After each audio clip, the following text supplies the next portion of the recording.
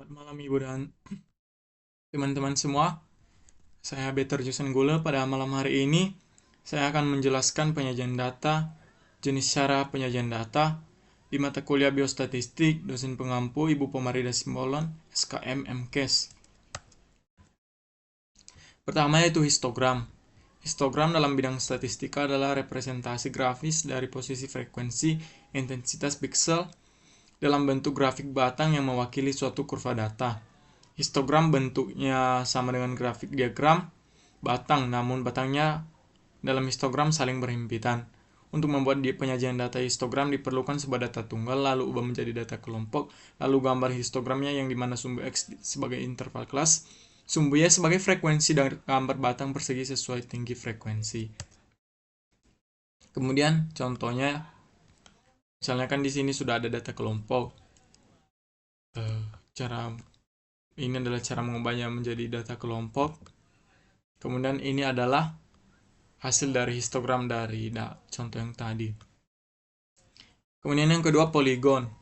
Grafik garis yang menghubungkan nilai tengah tiap sisi atas yang berdekatan dengan nilai tengah jarak frekuensi mutlak masing-masing. Perbedaan antara histogram dengan poligon frekuensi adalah histogram menggunakan batas kelas sedangkan poligon menggunakan titik tengah. Grafik histogram berwujud segi empat atau menyerupai diagram batang, sedangkan poligon berwujud garis atau kurva yang saling berhubungan satu sama lain. Bila pada titik tengah dari histogram dihubungkan dengan garis dan batang-batangnya dihapus, maka akan diperoleh poligon frekuensi. Ini adalah contohnya, misalnya kan di sini ada jumlah pasien.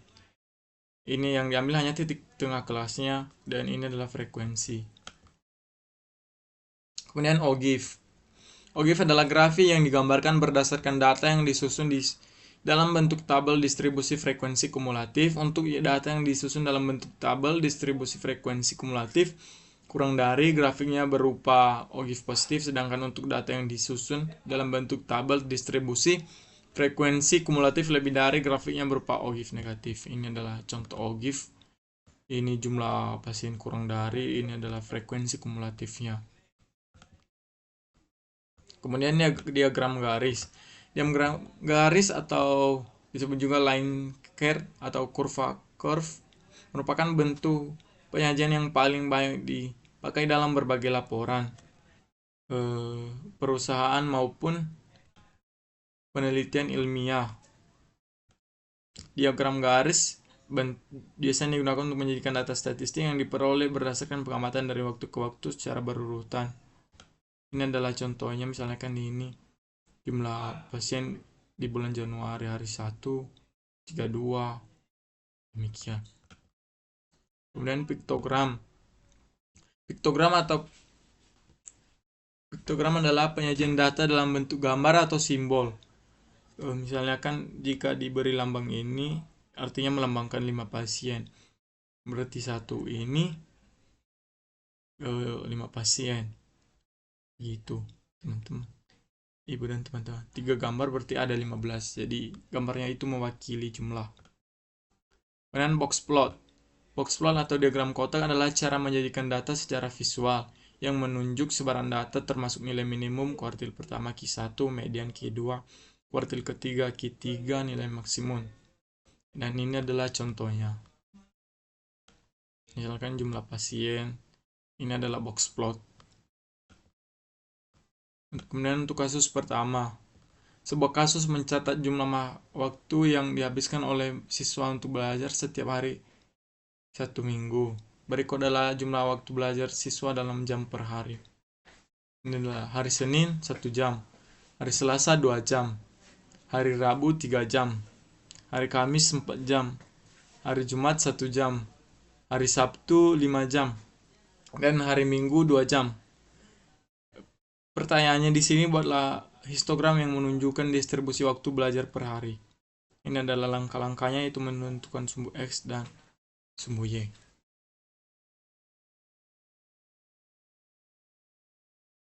Nah, untuk cara membuat diagram poligonnya, tuh kita blok datanya. Sini saya sudah masukkan data ke Excel. Kemudian klik yang bagian ini.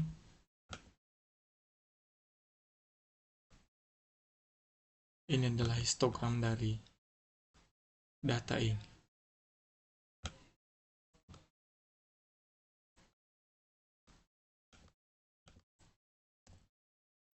Kemudian kasus yang kedua, sebuah perusahaan mengukur waktu dibutuhkan karyawan untuk menyelesaikan tugas harian dalam 1 menit selama 1 minggu.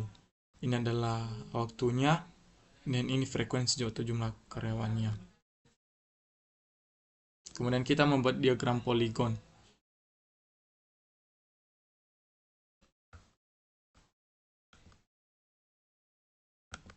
Yang pertama tadi diagram histogram, kemudian untuk yang poligon kita blok datanya, kemudian insert, pilih yang bagian sini dan 2D line.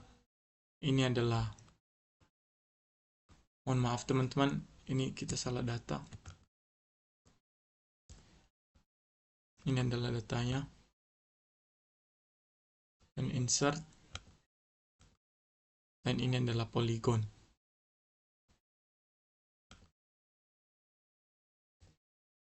Kemudian untuk kasus ketiga, ini adalah penjualan dalam 6 bulan terakhir. Yang pertanyaannya di sini diagram garis.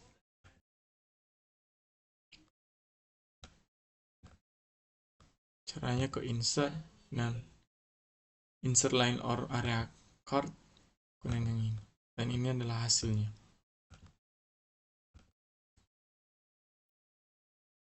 Kemudian yang kedua yaitu entry data, instrumen penelitian.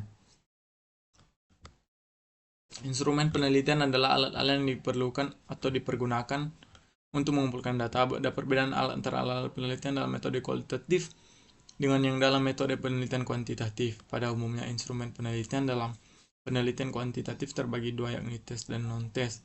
Tes pertanyaan atau latihan tes IQ, non-tes angket atau kuesioner. Entry data adalah proses memasukkan data mentah ke dalam sistem komputer seperti Excel dan SPSS untuk dianalisis. Dan kasus pertama, dalam sebuah penelitian kuantitatif, peneliti ingin mengetahui tingkat kepuasan mahasiswa terhadap layanan perpustakaan kampus. Instrumen yang paling tepat digunakan untuk mengumpulkan data tersebut adalah jawabannya yaitu kuesioner dengan skala Likert. Penelitian kuantitatif biasanya membutuhkan data numerik yang bisa dihitung secara statistik. Untuk mengukur tingkat kepuasan, peneliti perlu menangkap pendapat atau persepsi dari responden. Dalam hal ini mahasiswa. Instrumen yang paling umum digunakan adalah skala Likert bagian C. Dan kasus kedua, seorang peneliti ingin mengetahui hubungan antara kebiasaan sarapan dan tingkat konsentrasi belajar siswa SD. Instrumen yang digunakan yaitu jawabannya C, tes konsentrasi tertulis yang distandarisasi. Untuk mengukur tingkat konsentrasi, dibutuhkan instrumen yang objektif dan terstandar agar hasilnya dapat dibandingkan antar individu secara adil. Tes konsentrasi tertulis itu sudah distandarisasi. Kemudian contoh kasus yang ketiga, seorang mahasiswa melakukan penelitian tentang hubungan antara intensitas penggunaan media sosial dan tingkat stres pada remaja. Kemudian mahasiswa ini mengumpulkan data dengan kuesioner dan mengolahnya menggunakan SPSS. Langkah awalnya adalah bagian D, menyusun dan mendefinisikan variabel-variabel view di SPSS terlebih dahulu. Kemudian yang ketiga itu uji normalitas. Normalitas data dapat dinyatakan dengan distribusi normal atau curve normal. Distribusi normal atau curve normal ini merupakan salah satu fungsi statistik yang sangat penting untuk memprediksi atau meramalkan peristiwa-peristiwa yang sangat kompleks dan luas. Distribusi normal atau curve normal ini juga disebut dengan istilah distribusi Gauss, yaitu merupakan distribusi data kuantitatif kontinu yang tersebar secara merata dan simetris serta membentuk kurva seperti lonceng. Kemudian beberapa kriteria distribusi normal adalah mempunyai dua parameter populasi yang lengkap yaitu mean dan standar deviasi. Kemudian yang kedua, kurva mempunyai bentuk seperti lonceng dan simetris. Kemudian tujuan kedua, kurva mempunyai bentuk seperti lonceng dan simetris terhadap mean. Kemudian uji Kolmogorov itu dilakukan dengan membandingkan dihitung dan d-tabel. Dan uji Shapiro-Wilk adalah sebuah metode atau rumus perhitungan sebaran data yang dibuat oleh Shapiro-Wilk, yaitu metode uji normalitas yang efektif dan valid digunakan untuk sampel yang berjumlah kecil. Kemudian kasus pertama. Seorang peneliti melakukan survei untuk mengetahui jumlah jam tidur mahasiswa. Dalam seminggu, peneliti ingin mengumpulkan data dari 30 responder dan ingin mengetahui apakah distribusi data jumlah jam tidur mengikuti distribusi normal. Setelah melakukan uji normalitas dengan menggunakan uji Kolmogorov-Smirnov, hasilnya nilai P-nya 0,03 berdasarkan hasil uji tersebut. Apa kesimpulan yang dapat diambil? Data jumlah jawabannya itu bagian B. Data jumlah jam tidur tidak mengikuti distribusi normal karena lebih kecil dari 0,05. Jika nilai P kecil dari 0,05, data tidak signifikan. Jika P besar dari 0,5, data tidak signifikan. Dan kecil dari 0,05, data signifikan. Pada kasus ini nilai P 0,03 yang lebih kecil dari 0,5 sehingga kita menolak hipotesis 0 dan menyimpulkan bahwa data tidak mengikuti distribusi normal. Kemudian soal yang kedua. Seorang peneliti ingin mengetahui apakah data tinggi badan mahasiswa di universitasnya mengikuti distribusi normal. Peneliti menggunakan uji Kolmogorov-Smirnov untuk menguji normalitas. Hasil uji menunjukkan nilai P sama dengan 0,08. Apa kesimpulan yang dapat diambil? Jawabannya itu bagian A. Data tinggi badan mahasiswa mengikuti distribusi normal karena nilai P lebih besar dari 0,05. Nilai P-nya itu 0,08 sehingga gagal menolak hipotesis 0 yang berarti data mengikuti distribusi normal.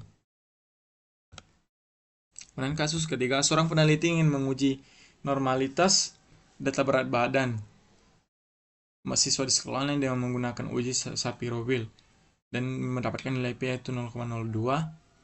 Kesimpulan dari hasil uji tersebut yaitu D. Data berat badan siswa tidak mengikuti distribusi normal karena lebih kecil dari 0,05. P-nya di sini 0,02 menunjukkan bahwa kita menolak hipotesis 0, artinya data tidak mengikuti distribusi normal. Kemudian uji statistik, uji t-test dependen dan uji Wilcoxon. Uji t-test dependen seringkali disebut sebagai Pirate Sample t-test. Uji t-test dependen dikenal juga uji t-test berpasangan atau salah satu metode statistik yang digunakan untuk menguji perbedaan antara dua kelompok yang saling berpasangan.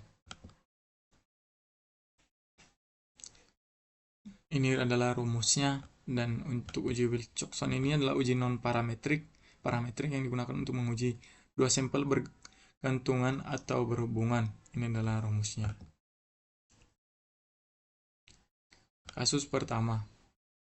Seorang peneliti ingin mengetahui apakah ada perbedaan signifikan dalam nilai rata-rata mahasiswa-siswa sebelum dan sesudah mengikuti program bimbingan belajar selama 1 bulan, yang mengambil sampel sebanyak 10 siswa mencatat nilai ujian matematika mereka sebelum dan sesudah mengikuti bimbingan dan kemudian melakukan analisis statistik. Dan ini adalah hasilnya. Ini adalah datanya. Dan keputusan untuk kasus ini adalah T hitung yang didapat 14,33 lebih besar dari T tabel 2,262, maka H0 ditolak. Ada perbedaan signifikan antara nilai sebelum dan sesudah bimbingan belajar. Kemudian yang kasus kedua, seorang pelatih kebugaran ingin mengetahui efektivitas program latihan baru terhadap berat badan peserta. Ia mengukur berat badan 8 peserta yang sebelum dan sesudah mengikuti program latihan selama 6 minggu. Dan ini adalah hasilnya, datanya, dan untuk kesimpulannya, T hitungnya sama dengan 19,85 lebih besar dari T tabel, maka H0 ditolak. Ada perbedaan signifikan berat badan sebelum dan sesudah mengikuti program latihan kebugaran.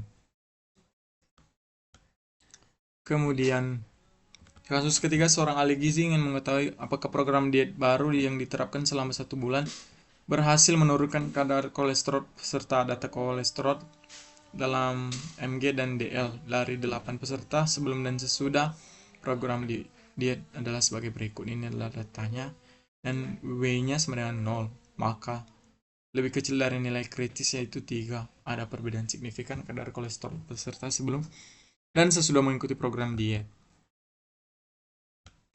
Kemudian uji statistik, uji t-test independen, dan uji Mann-Whitney.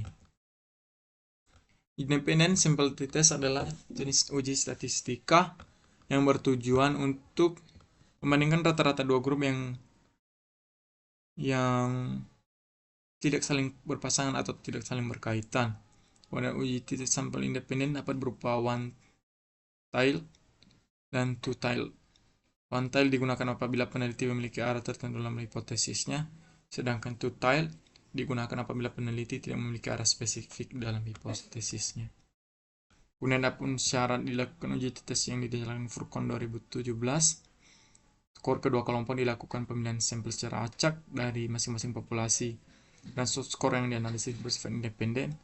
Skor masing-masing kelompok berdistribusi normal dan varians kedua populasi tersebut bersama-sama besar atau homogen. Lalu uji Mann-Whitney.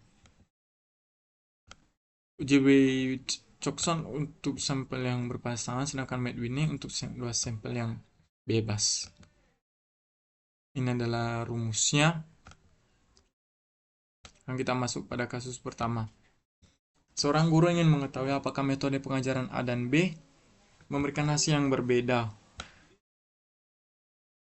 terhadap nilai ujian matematika. Siswa dua kelas dipilih secara acak. Masing-masing diajarkan dengan metode berbeda. Nilai ujian dari masing-masing kelas adalah metode A N1 sama dengan 6, metode B sama juga 6. Maka karena T hitung 3.30 lebih besar dari T table 2.571, maka terdapat perbedaan signifikan nilai ujian antara siswa yang diajar dengan metode A dan B. Kasus kedua, seorang peneliti ingin mengetahui apakah ada perbedaan tingkat stres antara mahasiswa yang tinggal di kos yang tinggal bersama orang tua. Ini adalah hasil datanya. Pertanyaannya, apakah ada perbedaan rata-rata skor stres yang signifikan antara kelompok mahasiswa tersebut? Untuk T hitungnya didapat 5.29 dan lebih besar dari T tabel 2.306, maka hipotesis 0 ditolak. Ada perbedaan signifikan skor stres antara mahasiswa yang tinggal di kos dan yang tinggal dengan orang tua. Dan kasus ketiga, seorang psikolog ingin mengetahui apakah terdapat perbedaan tingkat kecemasan antara siswa perkotaan dan siswa pedesaan. Yang mengumpulkan data dari dua kelompok siswa, ini adalah datanya dan kesimpulannya. T hitungnya didapat 1,5 dan lebih kecil dari U tabel 2, maka menolak hipotesis 0. Terdapat perbedaan yang signifikan antara tingkat kecemasan antara siswa perkotaan dan pedesaan. Baik, demikian video animasi dari saya, Better Jusen Gula. Selamat menonton buat ibu dan teman-teman semua. Saya Better Jusen Gula mengucapkan selamat malam.